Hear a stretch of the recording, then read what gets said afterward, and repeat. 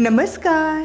आज आपण खूपच सोप्या पद्धतीने रताळ्याचे एकदम तिखट असे कटलेटची रेसिपी बघणार आहोत। खूप कमी वेळेमध्ये झटपट आणि परफेक्ट असे कटलेट बनले जातात। वरून कुरकुरीत, आतून मऊ आणि खाण्यासाठी तर अप्रतिम असे चवीचे आहे। उपवासासाठी नक्की बनवून बघा। तर यासाठी आपण एक मोठं रताळं कुकरला 2 शिट्ट्या लावून उकडून घेतले। त्याबरोबरच बटाटाही आपण उकडून घेतलेला आहे। आता रताळे असं आपल्याला पूर्ण साल काढून घेतल्यानंतर अर्धा असं वापरायचे, फक्त अर्ध्याचे मी घारगे बनवणार आहे गोड असे। तर रताळ्याच्या घारगेची ही रेसिपी येणार आहे। आता रताळं एकदम बारीक असं किसून घ्यायचे आपल्याला। हातानेही तुम्ही मॅश करून घेऊ शकता। बटाटाही आता किसून घेऊया। एक मध्यम साईजचा बटाटा घेतलेला आहे आणि अर्धा रताळं घेतले। यात 5 तिखट अशा हिरव्या मिरच्या एकदम बारीक कापून घेतलेल्या आहे। अर्धा चमचा मीठ चवीनुसार आणि 1 वाटी भगर आणि साबुदाण्याचं पीठ घेतलेलं आहे। यामध्येच आपल्याला हे पीठ भिजवून घ्यायचे, पाणी न वापरता। आता भगर आणि साबुदाण्याच्या पिठाची ही रेसिपी मी अपलोड करणार आहे। 1 वाटी भगर आणि साबुदाणा असं आपण एकत्र करून मस्त हे पीठ तयार करून घेतलंय। यामुळे आपण भाकरही बनवू शकतो आणि असे कटलेट वगैरे बनवून घेऊ शकतो। तर हे बघा, 1 वाटी पिठामध्ये बरोबर आपलं हे पीठ तयार झालेलं आहे कटलेटसाठी। 10 मिनटं एका साईडला ठेवून द्यायचे।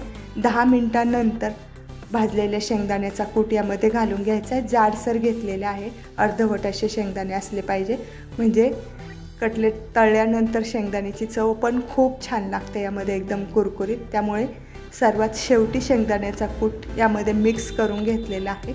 10 मिनटाचं पीठ ठेवून झाल्यानंतर शेंगदाण्याचा कूट एकत्र करून पुन्हा व्यवस्थित हा पिठाचा गोळा करून घ्यायचा आहे। हे बघा, आणि आता पिठाचा एक गोळा घ्यायचा आहे, छोटासा लिंबाच्या आकारा एवढा असा, आणि गोल फिरून असं एकदम दाब देऊ नये, हलक्या हाताने गोल फिरवून थोडासा असा चपटा आकार देऊन घ्यायचा आहे, असा गोल करायचा आहे। शक्यतो हे पीठ थोडंसं असं ओलसर होतं, आपण 10 मिनटं ठेवतो।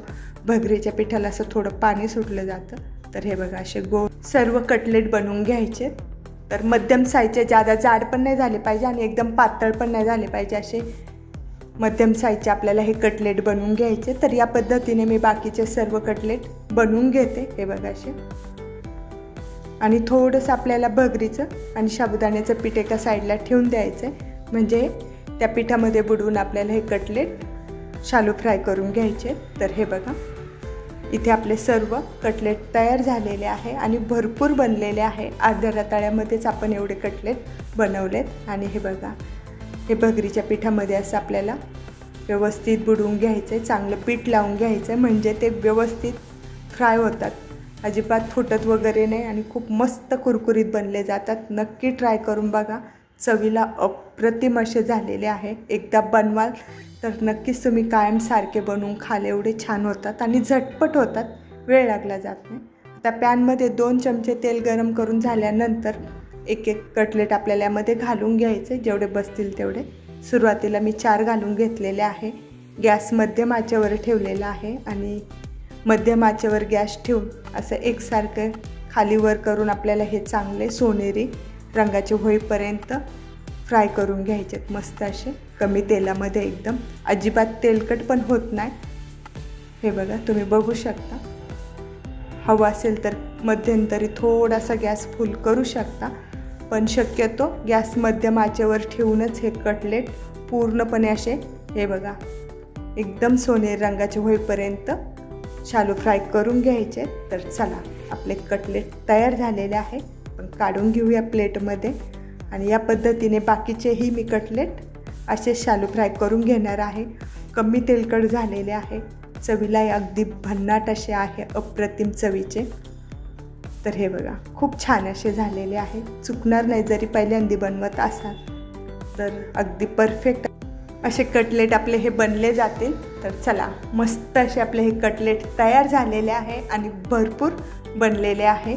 आणि याबरोबर खाण्यासाठी दही, थोड्याशा हिरव्या मिरच्या कापून घातलेल्या आहे, आणि तुम्हाला दाखवतेही, वरून अगदी कुरकुरीत, आतून एकदम मऊ, लहान मोठे अगदी आनंदाने खातील एवढे छान चवीचे असे हे कटलेट झालेले आहे। एक फोडूनही दाखवते, तुम्ही बघू शकता। आतूनही अगदी मऊ असे जाळीदार झालेले आहे।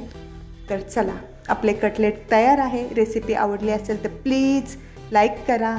धन्यवाद.